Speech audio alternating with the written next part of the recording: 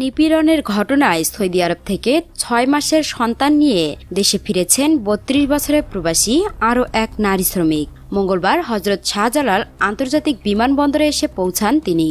ওই নারীর অভিযোগ, সৌদি আরবে যে বাড়িতে তিনি কাজ করতেন সেই বাড়ির গৃহকর্তার দ্বারা তিনি ভয়াবহ নির্যাতনের শিকার হয়েছেন।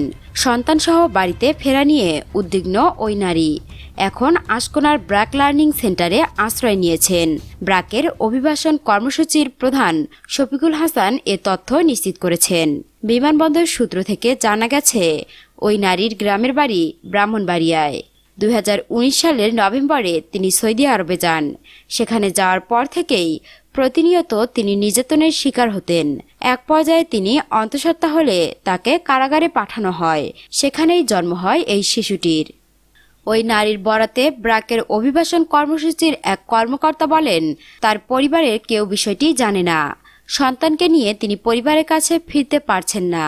এটা সমাজের লোকেরা ভালোভাবে মেনে নেবে না।